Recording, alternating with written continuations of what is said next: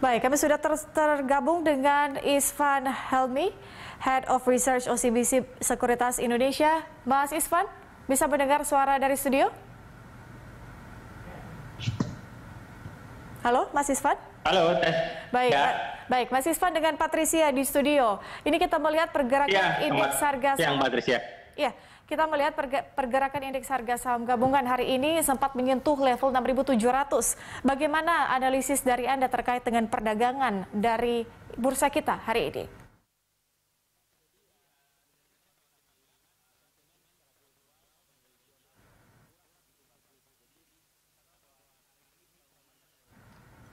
Nah, itu tertinggi dalam beberapa tahun terakhir mencapai 13%. Kemudian data inflasi Amerika tadi malam juga di atas 6%. Jadi memang secara overall ini melihat kondisi market global tidak begitu kondusif, tapi kita masih mencoba untuk break 6.700 dan saya melihat ini sebagai suatu hal yang positif karena sentimen di luar tidak begitu berpengaruh terhadap euforia maupun aksi investor di Indonesia untuk terus membeli saham di Bursa Efek Indonesia. Jadi saya melihat bahwa kuncinya adalah landainya kasus COVID di kita, terus kemudian reopening yang kita katakan udah hampir 100%, ini membawa harapan bahwa kuartal 4 ekonomi kita akan jauh lebih baik ketimbang data ekonomi kuartal 3 yang sudah keluar kemarin. Makanya inilah yang membuat kita case-nya sedikit berbeda dengan apa yang terjadi di luar. Inflasi kita masih sangat terkendali dan tidak ada indikasi Bank Indonesia akan merubah kebijakan suku bunga dalam waktu dekat, sehingga inilah kunci bahwa kenapa IHSG kita masih akan coba untuk terus menembus level rekor tertinggi lagi seperti itu.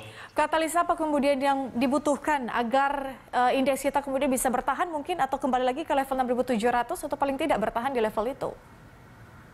Ya, sebenarnya katalis yang paling kuat yang pertama yang saya katakan bahwa data ekonomi kuartal 4 kita harus lebih tinggi dari kuartal 3. Kita tahu bahwa kemarin ekonomi kita secara overall di angka 3,5%, jadi targetnya saat ini di angka 4 sampai 4,5% di kuartal 4, di mana pertumbuhan itulah yang akan menjadi kunci seberapa besar kita going out strong from istilahnya second lockdown ya, ketika fase dihantam oleh second wave COVID kemarin. Jadi indikasi itulah yang akan kita lihat. Kalau seandainya ekonomi kita 4,5% atau 4%, bukan tidak mungkin nanti di kuartal 1 tahun depan level 7.000 IHSG itu masih bisa kita lihat dengan mudah dan saham-sahamnya pun masih punya upside potensial yang sangat besar.